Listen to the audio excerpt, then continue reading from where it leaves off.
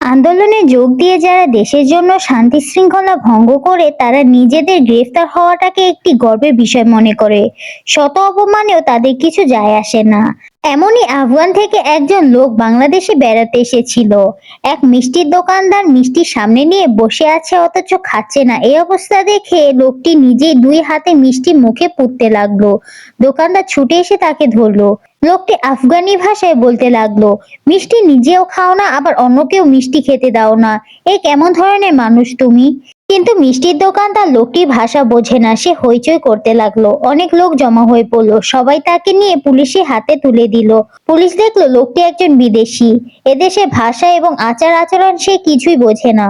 সুতরাং এ ছোট একটি ব্যাপারে তাকে হাজতের চালান দেওয়া উচিত হবে না, বরং লোকটিকে মাথা ন্যাড়া করে একটি গাধার পিঠে বসিয়ে সারা শহর ঘোরাতে হবে। ছেলেদের দল পিছনে পিছনে ঢোল বাজিয়ে মিষ্টি চোর বলে প্রচার করবে। সুতরাং বিপুল আয়োজনে ছেলেদের দল এইরূপ করলো।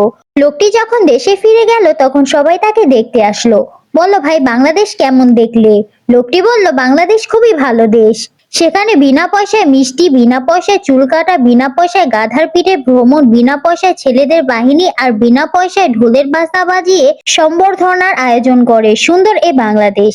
সুতরাং গ্রেফতার হওয়ার পর যাদের লজ্জা হয় না তাদের আসলে জ্ঞান কমে গেছে। চিন্তা করে দেখেন না তাদের পরিণাম কি হবে।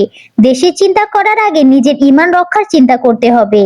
গল্পটি এখানেই শেষ। গল্পটি কার কাছে কেমন লাগলো অবশ্যই কমেন্টে জানাবেন। আর ভালো লাগলে আমার চ্যানেলটিতে সাবস্ক্রাইব করে দিবেন এবং ফেসবুকে ফলো করতে ভুলবেন না। সবাই ভালো থাকবেন, ভালো রাখবেন। আল্লাহ হাফেজ।